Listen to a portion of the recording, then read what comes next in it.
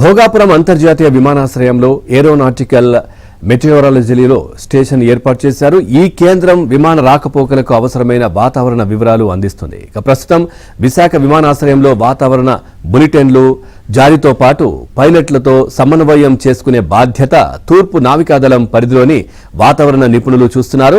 ఇక వచ్చే నెల 5వ తేదీన ప్రధానమంత్రి నరేంద్ర మోదీ భోగాపురం విమానాశ్రయానికి జాతికి అంకితం చేస్తారు. 8వ తేదీ నుంచి విమాన రాకపోకలను ప్రారంభించనున్నారు. ఈ నేపథ్యంలో పౌర విమానయాన సంస్థ డైరెక్టర్ జనరల్ ఈ నెల 29న భోగాపురం వస్తున్నారు. అందువల్ల ట్రయల్ రన్ గా విమానాల రాకపోకలకు అవసరమైన బులెటిన్లు నేటి నుంచి విడుదల చేయనున్నారు.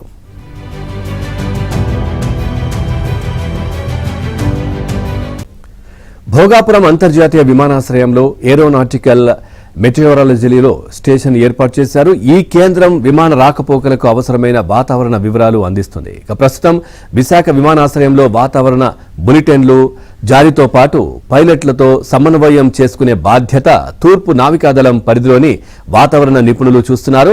ఇక వచ్చే నెల 5వ తేదీన ప్రధానమంత్రి నరేంద్ర మోదీ భోగాపురం విమానాశ్రయానికి జాతికి అంకితం చేస్తారు. 8వ తేదీ నుంచి విమాన రాకపోకలను ప్రారంభించనున్నారు. ఈ నేపథ్యంలో పౌర విమానయాన సంస్థ డైరెక్టర్ జనరల్ ఈ నెల 29న భోగాపురం వస్తున్నారు.